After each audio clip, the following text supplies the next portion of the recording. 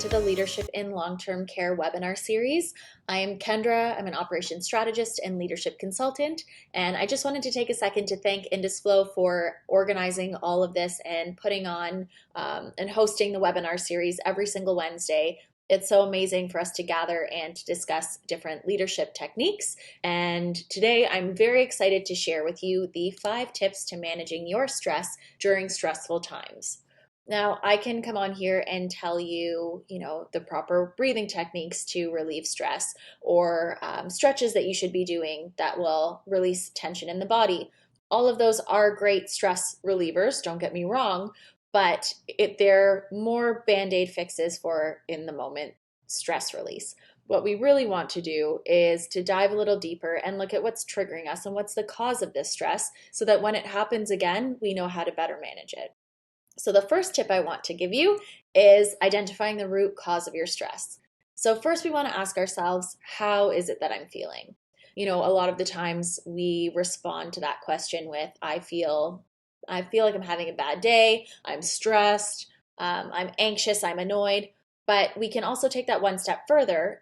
And when we're able to identify exactly how it is that we're feeling, then we can properly articulate our needs to our staff, to our superiors, to our partners, whoever it may be, and then we can better ask for support from them as well, because we know exactly how we're feeling and what we need to ask for. This also makes delegation much easier. So I don't know if anybody is familiar with this. This is the Juntos Wheel of Emotions. So in the center here, you have the 8 kind of prominent emotions that everybody uses and associates with how they're feeling that day or any day. And then as we take it one step further, we see that stressed is in there. Stressed, tired, busy, and bored. So those are quite generic answers that people give. If you look up on the perimeter there, stress can be broken down into 2 different components. We have overwhelm and we have out of control. So when we feel overwhelmed, that's something that's manageable. It just means that we have a large quantity of something that's causing us stress. Whereas out of control, that is the point past overwhelm. So when somebody says that they feel stressed to the point of being out of control, that's where we see a lot of burnout come into play. You also, if you look over where it says anxious, you'll notice on the perimeter that overwhelm is also one of the emotions associated with being anxious.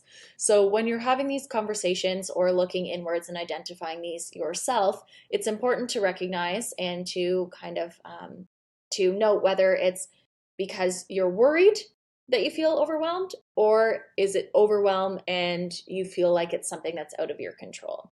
Because those are 2 very different types of overwhelm. And once you can categorize those, then we can continue to ask the questions that we need to identify our triggers. So the next question you need to ask yourself is, when did I start feeling this way? Oftentimes, the stress started long before we even are aware of it. So this takes a little bit of time to think about. But you want to identify, was it today? Was it last week? Was it a month ago? Then you want to ask, who is causing me this stress specifically?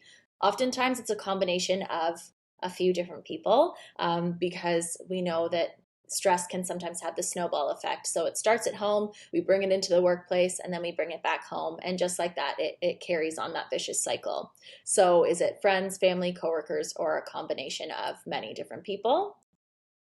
And then finally, we want to ask, what is it exactly that's stressing us out? So is it the volume of work? Is it not having enough support?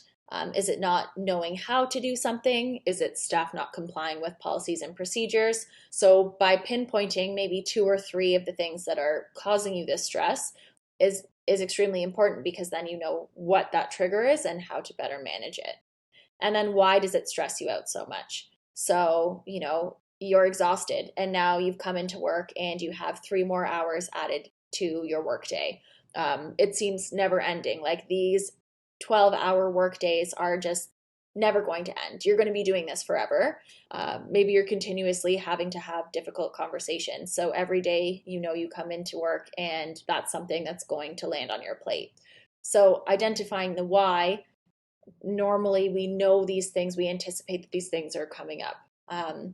And just being able to then reflect on them is the most important part. And that's where we see the change and the management come into play. So by being able to reflect on our reactions when we're in a stressful situation, then we can track these behaviors and we'll be able to notice patterns that are triggered and that trigger this stress. And this will allow us to find better ways to cope with them or, to face whatever the situation is head on. Sometimes stress is also attributed to pushing things off to the side, delaying something that we need to do, like having a difficult conversation. Normally there's a lot of stress and or anxiety that builds up around that. So when you find yourself in a situation, the most important thing is to look back, reflect back on it, and ask yourself, how did I react to it? And more importantly, how did I react to those around me? So, did I raise my voice? Did I, just totally seclude myself or go inwards and shut down? Did I remove myself from the situation? Some people will go for a walk when they're feeling stressed. Did I turn to other coping mechanisms when I got home, like cigarettes or alcohol? For myself personally, I know when I was working 18-hour days and, there was really no end in sight for me at that time or what it felt like, I would come home and I would have a very large half a bottle glass of wine.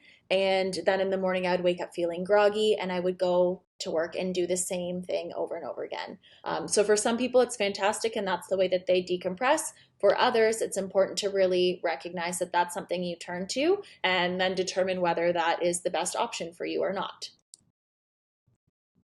Then, when we're reflecting on our reactions, we also want to look at the situation as a whole and ask, is it overwhelming or is it completely out of my control? Is it out of my skill set? Is it something that, I need to outsource?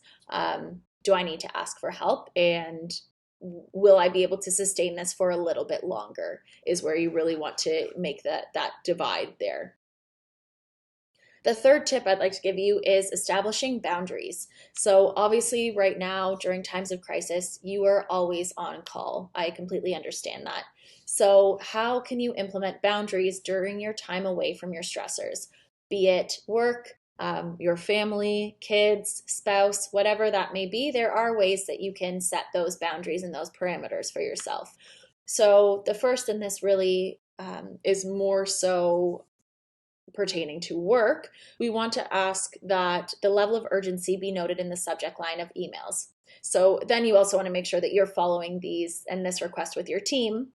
But by opening an email and seeing the first line say, not urgent, read tomorrow, immediately that disarms whoever has seen that email, whether it's yourself, whether it's your team, just being able to say, I don't need to look at that tonight. I'm going to put my phone back down.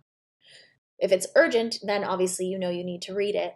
But just having that small little piece at the very beginning in the subject line really helps also to communicate between your team and yourself as to how much they need from you in that moment.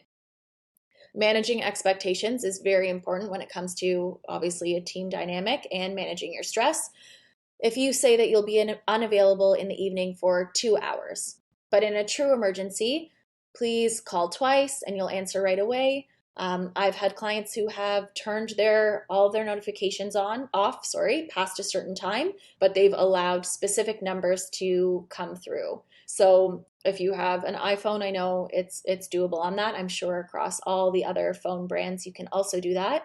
But by setting that time to stop at 7 o'clock, 8 o'clock, whatever time it is. I know right now you're working very long hours and only allowing specific numbers that would be kind of the SOS numbers to come through.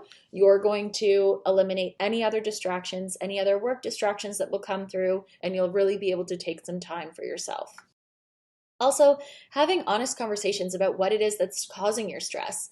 There isn't anything wrong with saying, I'm really stressed out right now. Here's why. Here's what I need from you. It's also refreshing, and I can guarantee you that you won't be the only person who will feel relief after you get this off your chest, and you'll likely be met with somebody returning that and saying, well, this is why I'm stressed, and this is what I could use as well. The fourth tip is breaking down your day. So this is an awesome quote by Eric Barker, and it's something that I find to be so, so true, especially when I work with my clients, and I find I get caught up in this as well. but most of us use our calendars all wrong. We don't schedule work, we schedule interruptions. Meetings get scheduled, phone calls get scheduled, doctor's appointments get scheduled, but do you know what doesn't get scheduled? Our real work. All of those other things are just distractions, and often they're other people's work, but they get dedicated blocks of time, and your real work becomes an orphan. So, time blocking is kind of what this is referring to. And at the top of the week, I always look at my calendar and I put in, obviously things can change, and I am not a stickler to my calendar by any means in terms of my own priorities, but I make sure that if I have 2 hours blocked off for writing or for creation, or an hour blocked off for a workout, that if I don't get it in that exact time slot, that I move it somewhere else in the day. So that's an hour that I've taken out of my day, but that still needs to stay in my day somewhere. So whether I shift it to another spot, or I just put everything down and I say, nope, I've dedicated this hour to working out, to going for a walk outside, then that's my hour and that's non-negotiable. I treat it as if it's somebody else's time and it's a meeting that I've scheduled with somebody else, because I've scheduled it with myself. So, looking at your day, how much of it is allocated to the things that you enjoy doing? Maybe that's even just reading for 10 minutes when you wake up in the morning before you go to bed. Having a calendar prompt and reminder really helps to keep us on track. Sometimes you might not feel like doing it, but when the calendar reminder pops up and you say, oh, right, I was going to read tonight, then you're more likely to do that, and you'll probably feel great after you do. Things that are good, obviously, for your body to help alleviate stress, like going for a walk, doing a little workout, and how much of your day is allocated to the have-tos, so to other people's priorities. And where can you slot in the following quick stress relief techniques? So this is where the breathing techniques come into play. Focus on your breathing. Something that has worked very well for myself and for clients in the past. As soon as you close the office door, you take 3 really deep calming breaths, and then you sit down at your computer and you go back to work. So that closing the door is the anchor that helps you to remember that you need to take these breaths, because oftentimes when we come back into our office, that's a place to just, you're going back to work, but you've probably been running around, you've probably been juggling a million things. So just taking those 3 breaths to reset and then sit back down and get back to work. Choosing a tea or something that's caffeine free over another coffee. Coffee is another vice that kind of keeps us going through the day, but that also really flares up our stress levels. As you know, it affects the body in many different ways. So by choosing a tea in the afternoon, if you're looking for something that will help to pick you up, I would recommend that over a coffee. Practicing being present, so focus on one activity fully when you can, and that means putting your phone away, really giving everybody your undivided attention or whatever it is that you're doing in that moment, and then you'll finish that task a lot quicker than you would if you had a million different distractions coming at you. So that specifically pertains to obviously having a phone nearby, or any other kind of distraction that could interrupt you from whatever it is that you're doing. Eating a healthy meal will make you feel much better. Going for a walk, especially if the sun's out and it's nice. Listening to your favorite song and moving your body. A lot of people giggle when I say this, but there really isn't much better than dancing and movement. And, even if it's while you're brushing your teeth in the morning, just put on your favorite song and move your body a little bit. You'll loosen up, you'll be in a better mood because you're already listening to your favorite song, and then you can go about your day. Hugging a family member, obviously somebody that is in your immediate family at this point. Journaling and letter writing is something that I find to be incredibly helpful to relieve my stress. And if it's in a moment when I don't have a piece of paper or a pen near me, then I just open my phone and I voice note everything that I want to say. Especially if you're feeling quite stressed, quite heated, and you need to direct that at somebody, then putting it into a voice note is like you're having the conversation with them without the repercussions. And then just make sure you delete it after and it doesn't get sent to anybody, because that's when you would run into issues. Meditation is obviously great for stress release, and there are some amazing apps that you can use, like Headspace.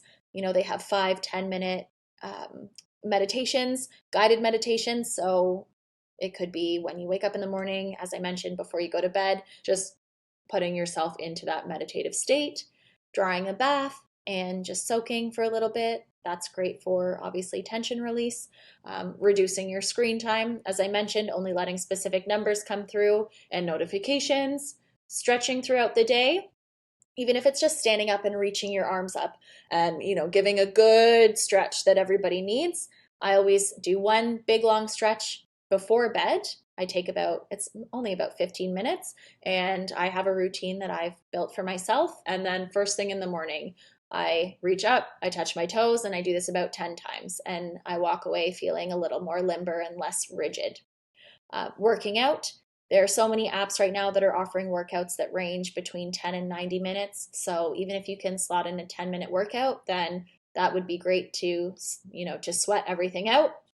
Watching a show or reading a book that's unrelated to work, something completely mindless but enjoyable, and talk to somebody about it. It's okay to have an outlet to vent to, and to talk about your stress, as long as if you're in a leadership position, it isn't your staff or your employees, because that's not necessarily the most appropriate, sorry, but having an outlet to talk about what's stressing you out and to kind of shed an objective viewpoint on what's going on your situation, if that's something that you would like, is incredibly important and such a great tool to have. So I mentioned just very briefly in there, finding an anchor in your day to attach these small acts of self-care to. So as I mentioned, when you do your little dance in the morning, you know that you do that when you brush your teeth. When you close the door, that's when you take those 3 calming breaths to reset. Maybe journaling while your coffee brews, or reflecting on the day right after you put the kids to bed. So these are all little anchors, and once you start doing them enough, they become second nature. So you'll close the door and you'll start breathing before you even realize you do, but it takes that time to build the habit, and it reminds you that that's something that you need to do.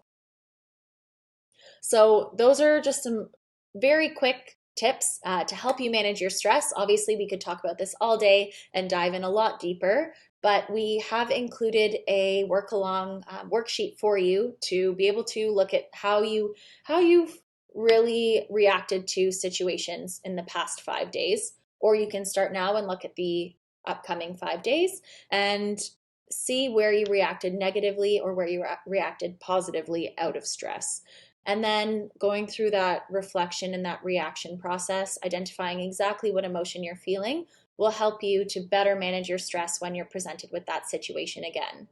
I do want to let you know as well, for the month of May, I'm offering free 45-minute support sessions for leaders of long-term care facilities. So if that's something that you're interested in for yourself or for any members of your team, then please feel free to email me at hello@kendrajean.ca, and we can certainly organize a time.